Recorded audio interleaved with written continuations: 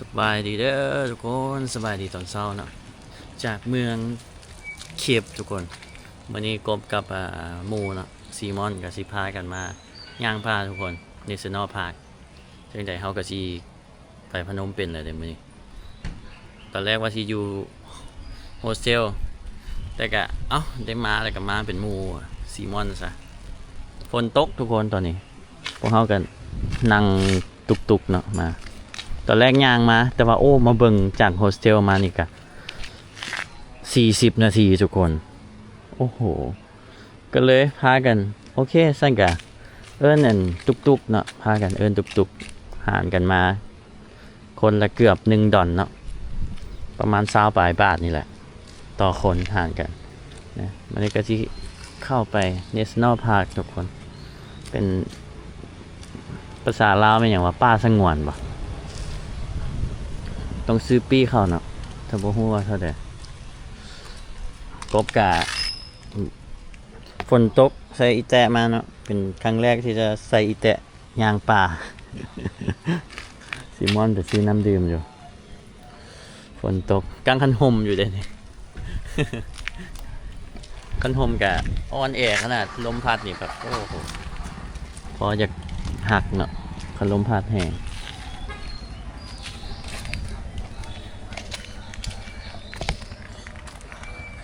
ห้ามขี่รถจักรขึ้นเปิดตอน 7 โมงปิดตอน 5 โมงครึ่ง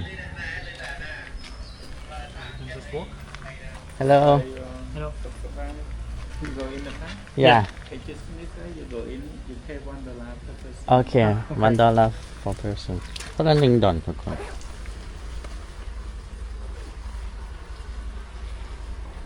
4,000 real 3,000 okay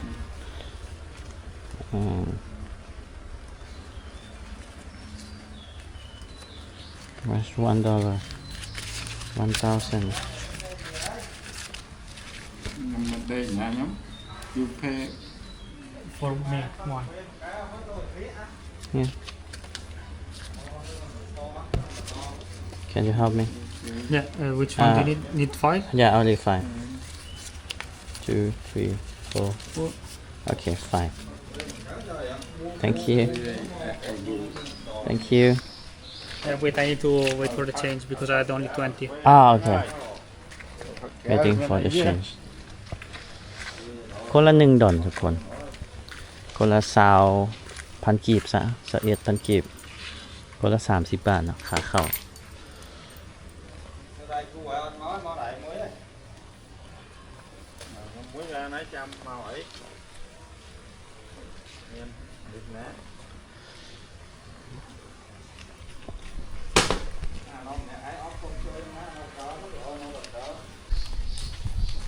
ย่างมาได้3 นาทีทุกคนก็เจอได้สิห้านไข่เครื่องแต่ว่าปิดทุกคน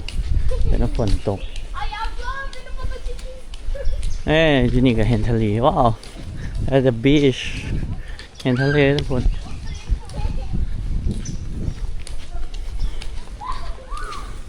หมอก็ย่างไว้เนาะเพราะว่าหมอบ่ได้ใส่เกลือบิแตะเขาใส่เกลือบิแตะเขาก็ซ่าเนี่ย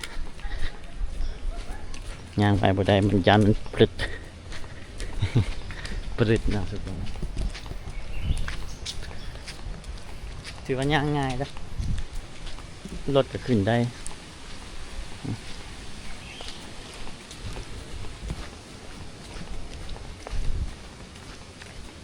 The road is not as nice as this one, but safe.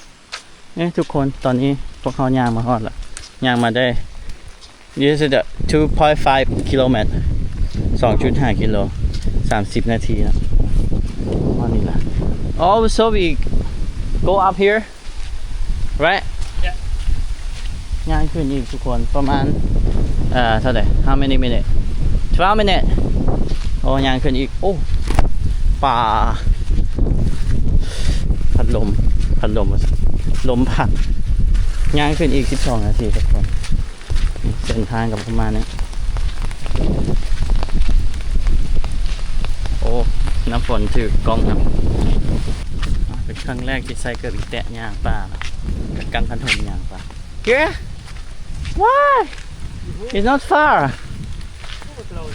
yeah บกไก่เลยทุกคนคือว่าสิไก่เขาเจ้าว่าประมาณ2 ชั่วโมงเกือบ3 ชั่วโมงคันยางมาพวกเขายางมาจะ30 นาทีจะเป็นทังซี่ให้ขึ้น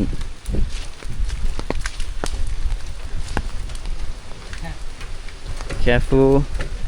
sleepy fall please do not climb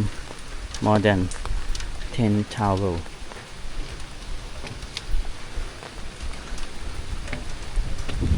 เป็นฟิลแบบหอคอยนะทุกคน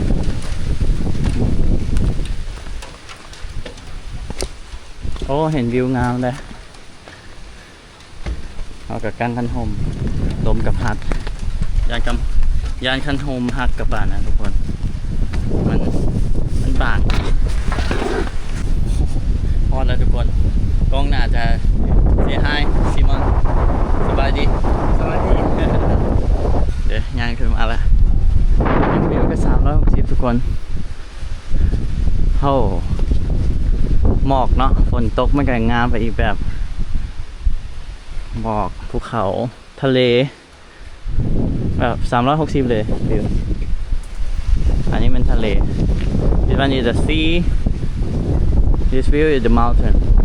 and that is the sea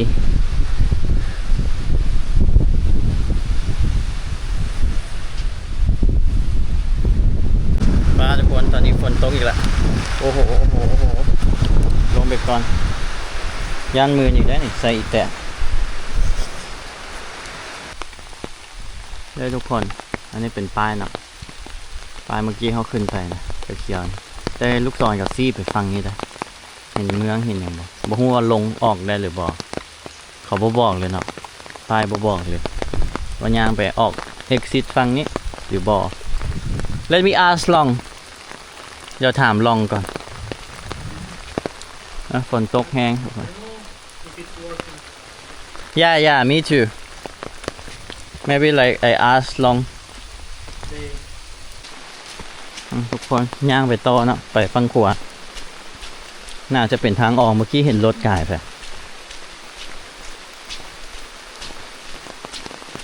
อีแตะคู่ใจค่อยๆไปชิวๆครับชมธรรมชาติ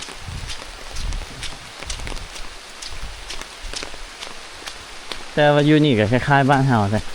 พืชพันธุ์อีหยังธรรมชาติอีหยังคล้ายๆกันแหละทุกคนลาวไทยกัมพูชาเวียดจะคล้ายๆกันอยู่ละแวกใกล้ๆกันนี่คล้ายๆกัน before นี่ทุกคนเห็นต้นไม้ใหญ่เนาะโอ้งาม beautiful ฝนกระตกตอนนี้พวกเขายางลง we are going downhill go down อยู่แบบยางลงมันภูตัวนี้มันก็ง่ายแหละแต่ว่าประเด็นมันคือฝนตกเนาะทุกคนยางไว้บ่ได้อย่างย่านมืนขี่รถขึ้นมาได้แต่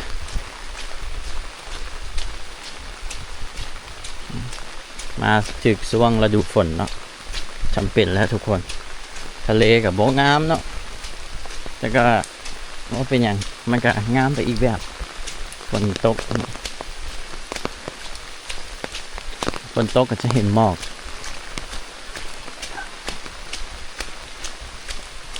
ไปย่างต่อทุกคนไปอันนี้พวกเราอยู่นี่ทุกคนเราอยู่ลูกศรตัวนี้ไปย่างอ้อมเกาะเนาะปึ๊บไปมีทะเลโอเคเลยเทรล250 เมตรเหนือน้ำทะเลไปต่อย่างมากับเจออันนี้ทุกคน Cape the Paradise สวรรค์แห่งเคปมันเป็นรูปนก let's go นี่น่าจะเป็นทางออกนะถ้าย่างกลับคืนกับพวกเป็นอย่างไรย่างไปรถไปสุดเลยทุกคนย่างมาอีกหน่อยหนึ่งกันเจออันนี้ห้องการ จะเป็นหนองนะนี่ต้องเป็นทางลงแน่นอนแต่จะต้องบ่ให้วนกลับไปทางเก่านี่ห้องน้ำเนาะอยู่หั่นแต่ก็ปิด WC แต่ว่าปิดโอ้มัวกล้องมัวเนาะถึกละอองฝนทุกคนไปย่างต่อkeep going ย่างมาได้5.3 กิโลทุกคนเด้อเห็นทางออกเนาะ 6 point full nobody Empty. what บ่มีผู้ใดยามอันนี้เป็นทางออกทุกคนทางออกนี่ย่างมาฮอดอันโฮสเทลเลยเด้อ what the fuck man Maybe there is another checkpoint, like if you go up. อ่ะอย่าน่าจะ 6 point น่าจะเป็นอันจุด 6 point จะเข้ากันย่างไปเบิ่งตาม Google Map นี่มันทางนี้จะออกไปทางใหญ่เลยทุกคนทางใหญ่แล้วก็ย่างไปโฮสเทลต่อเลย We almost ใกล้สิฮอดแล้วทุกคนต้น Yeah you know like we can eat this one that one Ah, this is Yeah we can eat the seed no it's not pepper กินได้นี่ We can eat the seed inside okay. Yeah this tea ต้นนี่ Nice chicken. Yeah That the main road อันนั้นเป็น I guess yeah, if Tang. you entered here. Yeah We เป็น didn't know. เป็นทางใหญ่ปกติคันแค่เฮาย่างมาฝั่งนี้ก็แล้วทุกคนโอ้ต้นน้ำนมเนี่ยต้นมะพร้าวมีอันนั้นแม่นกระถินทุกคนแม่นบ่ต้นกระถินด้วยนี่นี่เป็นฟิลแบบสวนครับ Look at that house This is nice เป็นเฮือนทุกคนธรรมชาติดี Look at the house yeah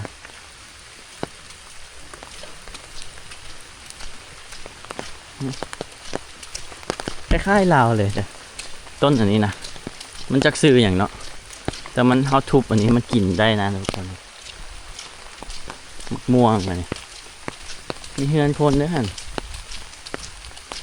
ต้นน้ำนมกกบักใหญ่เลยโอ้ล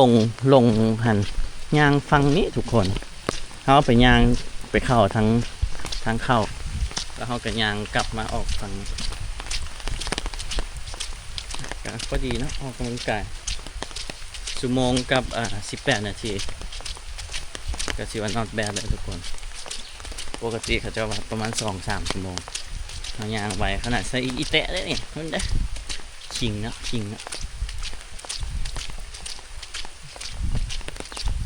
ทางออกบ่มีคนเฝ้าเนาะคนเฝ้ามีแต่ทางหน้าทางเข้าต้นอันนี้บ่ขึ้นมาโอ้จะสุดลาแล้วหลายอีหลีและต่ำๆอีกทุกคนย่างต่อแล้วสิฮอดล่ะ We need to. let me check มีต้นกระถินทุกคน We can eat the seed inside yeah this one like we always eat this one with the local food like the papaya salad Okay. we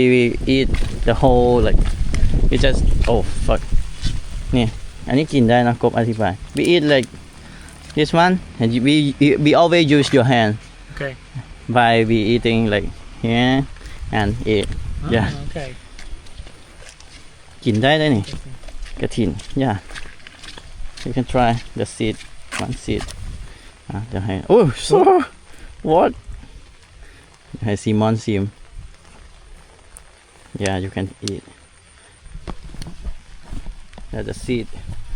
มันเป็นในเนาะ yeah how the taste like รสชาติเป็นยังไง you smell like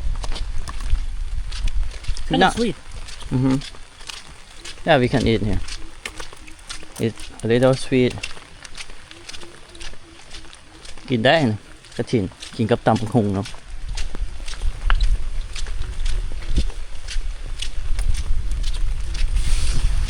นะทุกคนตอนนี้ก็ย่างมาฮอดโฮสเทลแล้วโฮสเทลย่างกันนะอันนี้ก็เป็นทางเขาit's like Hindu here yeah long is here. yeah long is here it's like Hindu this one คล้ายๆฮินดูเลยเบิ่งประตูเดี๋ยวข้างหน้าสิแบบกันสิ่งชั่วร้ายอหย่างเนาะศาสนาเดี๋ยวลงมาละเนี่ยย่างไปชั่วโมงครึ่งทุกคน 6.6 กิโลเมตรถือว่าดีได้เนาะตอนแรกพวกเราย่างไปฟังพุ่นแบบมันจะอ้อมไปที่เนาะย่างไปฟังพุ่นแล้วก็ขึ้นไปแล้วก็อ้อมลงมาฝั่งนี้โอเคได้เนี่ยอันนี้เป็นโฮสเทลที่ตัวพัก What is that? Thank you, $. Yeah, the fake. Because like yesterday, someone they shooting the music video here. Okay. Yeah, it's a fake one. เงินดอนเงินปลอมเนี่ยข้างหน้าก็เป็นอย่างนี้ทุกคน แบบบาหลีเลยนะผู้ใดเคยไปบาหลีแล้วแบบจะหู้เนาะจะมักมีเป็นอย่างนี้แหละอันนี้ต่างกับโบมีทูบซื่อๆกับมีสารพระภูมิด้วยกันทุกคนไหวเนาะเอาเจอกันใหม่คลิปหน้านะทุกคนคือว่ามิชชั่นคอมพลีทย่างไป 6.666 กิโลเมตร1 ชั่วโมง 33 นาทีสต็อปนี่ excellent ถือว่าออกกำลังกายตอนเช้าทุกคนเดี๋ยวปอ9,915 สเต็ปทุกคนย่างเกือบ1,000,000เนาะ500 แคลถือว่าโอเคไปบ๊ายบายเจอกันคลิปหน้า